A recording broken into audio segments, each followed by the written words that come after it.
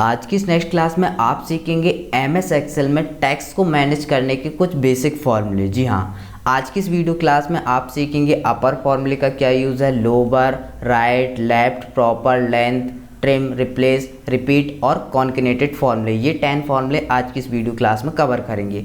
तो चलिए हम वीडियो में प्रैक्टिकली समझते इन सभी फॉर्मूले के बारे में।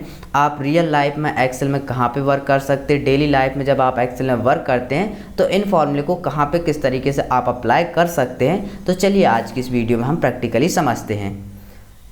तो सबसे पहले समझते हैं यहाँ पे अपर फॉर्मूले का यूज़ करते हैं जब हम कहीं पर एक्सेल में स्मॉल में एंट्री कर लेते हैं, उसको कैपिटल में कन्वर्ट करना होता है। जैसे कि आप देखो एडवांस एक्सेल में ये स्मॉल में है, बस पहला कैरेक्टर कैपिटल है बाकी स्मॉल है, लेकिन आपसे बोला जाए इसको कैपिटल करना है। एक ऑप्शन है मैनुअली टाइप करो, है ना, तो उसमें आपको लग जाएगा टाइम। तो आप यहाँ पे यूज़ करेंगे बराबर और यहाँ पे यूज़ करेंगे अपर फॉर्मूला। मैंने ये टाइप किया, ब्रैकेट ओपन।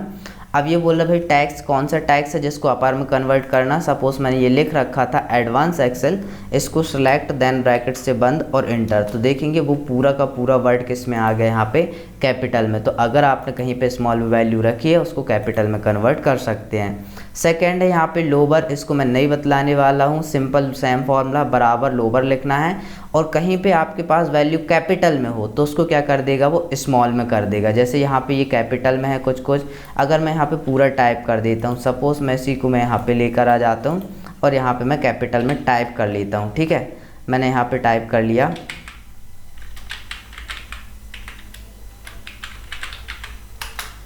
एडवांस एक्सेल, इसको आपको क्या करना है, यहाँ पे स्मॉल में करना। तो आप यहाँ पे यूज़ करेंगे लोअर, ब्रैकेट ओपन, देन इसको सिलेक्ट और ब्रैकेट को क्लोज।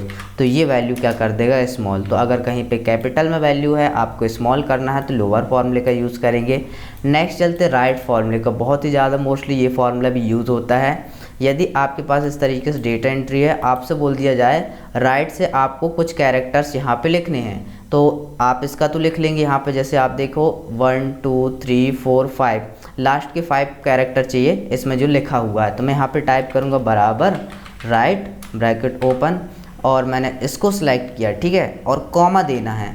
अब ये बोल रहे हैं यहाँ पे नंबर कैरेक्टर राइट से कितने चाहिए, मैंने बोला 5 क्या चाहिए, कैरेक्टर चाहिए, इंटर। तो देखो यहाँ पे एक्सेल दे दिया। हो सकता है अभी एक का था, एक तो आप यहाँ पे मैनुअली भी टाइप कर लेते, लेकिन बहुत सारे लोग का निकालना है तो आप इस फॉर्मूले का यूज़ करके ड्रैग करेंगे तो सभी का निकल आएगा। ठीक है, तो ये होता है राइट फॉर्मूला। राइट से आपको कितने कैरेक्टर चाहिए। कई बार आप जब एक्सेल में वर्क करते हैं तो कुछ इस तरीके से भी डेटा मिलता है, कुछ यहाँ पे नंबर्स होते हैं, जैसे यहाँ पे कुछ इस तरीके से कुछ टैक्स भी होगा और उसके बाद यहाँ पे नंबर्स भी होंगे। ठीक है, इसी तरीके से आपसे बोल दिया जाए लास्ट के केवल नंबर्स बस चाहिए, तो आप यहाँ पे क्या यूज़ करेंगे भाई, आप यहाँ पे लिखेंगे बराबर और यहाँ पे यूज़ करेंगे राइट, ब्रैकेट ओपन। इसको सिलेक्ट कर लेंगे भाई राइट से कितने चाहिए, 1 2 3, केवल हमें यहाँ पे क्या चाहिए, न्यूमेरिकल वैल्यू। तो हम यहाँ पे comma then 3 bracket close enter. देखो राइट से 3, अभी इनका भी निकालना है तो आप इसी फॉर्मूले को ड्रैग कर लेंगे तो वो सभी का निकाल देगा। ठीक है, अभी ये इसका हम यहाँ पे दूसरा यूज़ करेंगे इसलिए हम इसको डिलीट कर लेते हैं। तो आपको क्लियरली समझ में आ गया होगा कि राइट से आपको कितने कैरेक्टर चाहिए। ठीक इसी प्रकार से जस्ट इसका अपोजिट हो जाएगा, यहाँ पे किस में निकालेगा, लेफ्ट। तो आपसे बन जाएगा जैसे ये किया है वैसा आप लोग यहाँ पे करेंगे। नेक्स्ट चलते हैं यहाँ पे प्रॉपर फॉर्मूले का यूज़ करते हैं जब आप एक्सेल में कहीं पे इस तरीके से वैल्यू टाइप कर। तो जैसे ये डी है, इसको मैं यहाँ पे कर लेता हूँ स्मॉल। ठीक है, मैंने यहाँ पे डी को स्मॉल में कर लिया, फिर इसके बाद इसको भी स्मॉल कर लिया मैंने इस तरीके से। फिर एक्सेल में मतलब कि कहीं पे स्मॉल कहीं पे कैपिटल, इस तरीके से वैल्यू लिखी हुई है। अब इसको प्रॉपर करना है। ठीक है, तो आप यहाँ पे लिखेंगे बराबर और यहाँ पे यूज़ करेंगे प्रॉपर फॉर्मूला टाइप करेंगे और टैक्स को सिलेक्ट करके ब्रैकेट को बंद कर देंगे, इंटर। तो कई बार जब आपको एक्सेल में इस तरीके से डेटा दिया जाता है तो कुछ इस तरीके से अनकंफर्टेबल दिखलाई देता है, तो उसको आप यहाँ पे प्रॉपर फॉर्मूले से इस तरीके से कन्वर्ट कर सकते हैं। नेक्स्ट यहाँ पे लेंथ फार्मूला, इसका यूज़ करते हैं जो भी आपने डेटा सेलेक्ट किया उसमें टोटल कितने कैरेक्टर हैं विथ स्पेस। बराबर टाइप किया मैंने, लेंथ फार्मूला यूज़ किया, ब्रैकेट ओपन, हमने इसको सिलेक्ट किया एडवांस एक्सेल, देन ब्रैकेट को बंद कीजिए, इंटर। तो यहाँ पे 14 आ रहे हैं, आप यहाँ पे कैलकुलेट करेंगे 1 2 3 4 5 6 7 8 ये हैं, 9 10 11 12 13। ठीक है, मतलब कि 13 यहाँ पे लेटर है, बीच में एक स्पेस, इसलिए यहाँ पे 14 आ गया। तो ये क्या करता है, जो भी आपने डेटा रेंज सेलेक्ट किया उसमें टोटल बतला देगा कितने कैरेक्टर हैं। कई बार आपको कैलकुलेट करना पड़ता है। हो सकता है यहाँ पे आधार कार्ड की एंट्री है, आधार कार्ड में कितने डिजिट होते हैं 12, लेकिन आपको कंफर्म करना है कि सभी में 12 है कि नहीं यहाँ पे, तो आप ये फॉर्मूला लगा के चेक कर सकते हो कि वो रिजल्ट दे देगा कि सभी में 12 यहाँ पे कैरेक्टर है कि नहीं आधार नंबर में, ठीक है। अगर किसी का 11 होगा, कम होगा, तो यहाँ पे रिजल्ट में शो कर देगा। तो क्लियरली समझ में आया, जब कहीं पे आप इस तरीके से वैल्यू को कैलकुलेट करना चाहते हो कैरेक्टर में, मोबाइल नंबर 10 ही है कि नहीं, तो आप वहाँ पे ये फार्मूला यूज़ कर सकते हैं कि वो वैल्यू 10 है कि नहीं। नेक्स्ट चलते ट्रिम फार्मूला। इसका बेसिकली यूज़ करते हैं जब हम एक्सेल में डेटा एंट्री करते हैं। सपोज़ ये इस तरीके से लिखा है, मैं इसी को यहाँ पे कॉपी कर लेता हूँ यहाँ पे, ठीक है।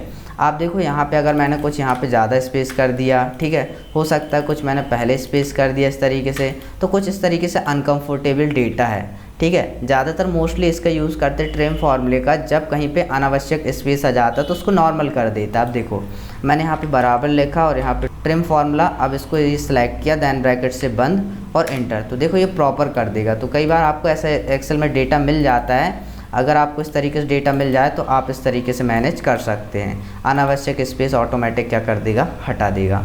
नेक्स्ट चलते हैं अगला दिया रिप्लेस। मोस्टली ये भी फार्मूला बहुत ही ज़्यादा यूज़ होता है, रिप्लेस मतलब कि बदलना, इसको समझते हैं। तो इसके लिए हम क्या करते हैं, यहाँ पे चलते हैं रिप्लेस में।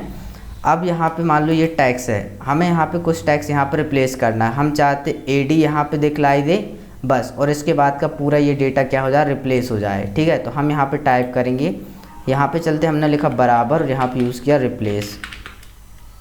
Replace bracket open. इसके बाद आपको ये बोला ओल्ड टैक्स हमारा ये है, इसके बाद कॉमा, इसके बाद बोला स्टार्ट नंबर, भाई रिप्लेस करना है लेकिन किससे स्टार्ट कर दे रिप्लेस करना, तो हमें AD को रखना, V से स्टार्ट करना, रिप्लेस करना, बदलना। तो हम V कौन से नंबर पे, 3rd नंबर पे, तो हम 3rd से करेंगे स्टार्ट रिप्लेस करना।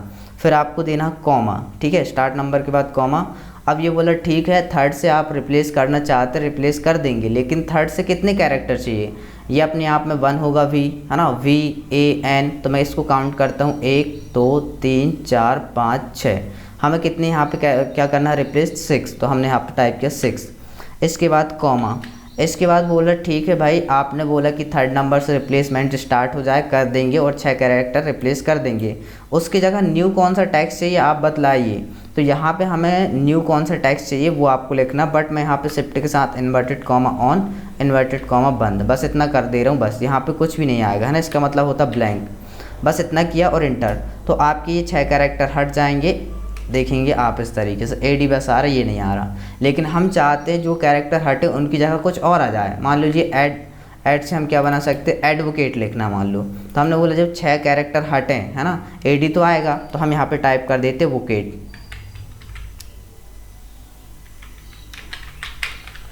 हमने ये टाइप कर दिया, ठीक है, और इसको कर दिया इंटर। तो आप देखेंगे AD सेम रहा इसी का, और यहाँ पे वोकेट उसकी जगह ऐड कर दिया जो हमने रिप्लेस किया था, ठीक है। तो इस तरीके से आप क्या कर सकते हैं, कई बार हमें टेक्स्ट में इस तरीके से एंट्री मिल जाती है, कई बार हर जगह कोई स्पेशल कैरेक्टर आ जाता है जिसको हमें रिप्लेस करके दूसरा ऐड करना होता है, तो आप इस फॉर्मूले का यूज़ कर सकते हो, आप यहाँ से रिप्लेस कर सकते हो। आप चाहे तो यहाँ पे डैश भी रख सकते हो, मैंने इसकी जगह मैंने रखा डैश, जिससे पता चले कि वहाँ की वैल्यू क्या की गई है, रिप्लेस। ये देखो इस तरीके से बतला रहे हैं, यहाँ पे रिप्लेस किया गया। तो आप इस तरीके से रिप्लेस कर सकते हैं, उस टैक्स में नया टैक्स जोड़ सकते हैं। नेक्स्ट चलते हैं, अगला दिया है यहाँ पर रिपीट, है ना। इस फॉर्मूले का यूज़ करते हैं रिपीट करने के लिए वैल्यू, तो हम यहाँ पे यूज़ करते हैं रिपीट। मैंने ये रिपीट टाइप किया, अब किसको रिपीट करना, इसको मैंने ये सिलेक्ट किया, देन कॉमा। अब ये बोला नंबर टाइम, भाई इस एडवांस एक्सेल वर्ड को, है ना, इसको कितने टाइम रिपीट करना, कितने बार लिखना है यहाँ पे, तो हमने टाइप कर दिया यहाँ पे मान लीजिए 2 टाइम्स, ठीक है। आप जितना चाहो उतना लिख सकते हो, 2 3 4 5, बस मैंने 2 लिखा, इंटर। तो आप देखेंगे एडवांस एक्सेल यहाँ पे कितने बार लिख दिया, यहाँ पे 2 टाइम, एडवांस एक्सेल, बट बीच में स्पेस आपको शो नहीं कर रहा। अभी मैंने इसको डिलीट किया, तो रिपीट आया समझ में। आप कहीं पे वैल्यू रिपीट कराना चाहते हो, उस केस में आप इस फॉर्मूले का यूज़ कर सकते हैं, रिपीट फार्मूला। नेक्स्ट चलते हैं यहाँ पे कॉनकैटिनेट। इस फॉर्मूले का यूज़ करते हैं दो अलग अलग सेल की वैल्यू को ऐड करने के लिए। सपोज हमें यहाँ पे करना है, हमने लिखा है यहाँ पे एडवांस, और सेकंड सेल में लिख दिया एक्सेल, ये हमने टाइप किया। अब इन दोनों को ऐड करना है, एक ही सेल में लिखना है, तो आप यहाँ पे यूज़ करेंगे कॉनकैटिनेटेड फार्मूला। मैंने ये टाइप किया। अब ये बोला टैक्स 1 किसको ऐड करना है, इसको, कॉमा इसके साथ किसको करना है, इसको। फिर आप कॉमा दे करके और भी चीज़ें ऐड कर सकते हो जितना आपको करना है, बट मुझे 2 ही करना, तो मैंने यहाँ से कितना कर लिया, ये 2। लास्ट में कॉमा नहीं देना, ब्रैकेट को बंद कर देना और इंटर। आप देखेंगे एडवांस एक्सेल एक साथ यहाँ पे जुड़ जाएंगे। इस तरीके से आ गया। आप यहाँ पे देख पा रहे हैं इस तरीके से ये आ गया है, बट आप देखेंगे यहाँ पे ये प्रॉपर तरीके से आ रहा है। एडवांस्ड एक्सेल यहाँ पे स्पेस है, ठीक है। गलती से मैंने यहाँ पे क्या कर दिया था, थोड़ा सा स्पेस दे दिया था इस तरीके से। इसको मैं क्लोज कर देता हूँ, बंद और इंटर। तो देखो ये इस तरीके से आ गया। आपका भी डेटा एक्सेल में इसी तरीके से आएगा जुड़ा हुआ, लेकिन हम चाहते हैं जब अलग अलग वैल्यू सेलेक्ट किए उनके बीच में स्पेस आना ही चाहिए। तो एक ऑप्शन है यहाँ पे जा कर के एक स्पेस दे दीजिए, तो वो इस तरीके से आ जाएगा इसमें भी। लेकिन ये एक गलत तरीका है, हो सकता है आप सभी में ना दें। जो भी एंट्री करते वो इस तरीके से वर्क नहीं करते। तो आप यहाँ पे एक फॉर्मूला यूज़ करेंगे। यहाँ पे आप यहाँ पे एक वैल्यू लिखने के बाद कॉमा देने के बाद यहाँ पे देंगे शिफ्ट के साथ इन्वर्टेड कॉमा, फिर यहाँ पे स्पेस की प्रेस कर दीजिए, इन्वर्टेड कॉमा बंद और फिर नीचे आपको कॉमा देना है ये। तो इससे वो समझ जाएगा फर्स्ट वैल्यू देना है, फिर उसके बाद गैप देना है यहाँ पे, फिर उसके बाद सेकंड वैल्यू। ऐसे आपको जितनी लेना है तो ऐसे ही आप इस तरीके से हर एक सेल के बाद आपको ये चीज़ लगानी है, और इसके बाद आप एंटर करेंगे तो आप देखेंगे उनके बीच में स्पेस आएगा। अगर आप यहाँ नहीं भी देंगे तो इस तरीके से शो होगा। तो इस तरीके से आप कॉनकैटिनेट फॉर्मूले का यूज़ कर सकते हैं। तो आज की क्लास में आपने कम्प्लीटली सीखा MS एक्सेल में टैक्स को मैनेज करने के कुछ बेसिक फॉर्मूले, किस तरीके से किन फॉर्मूले को कहाँ पे आप अप्लाई कर सकते हैं। अब आप एक्सेल में इस चीज़ की प्रैक्टिस कीजिए। मैं मिलता हूँ आपको नेक्स्ट न्यू क्लास में।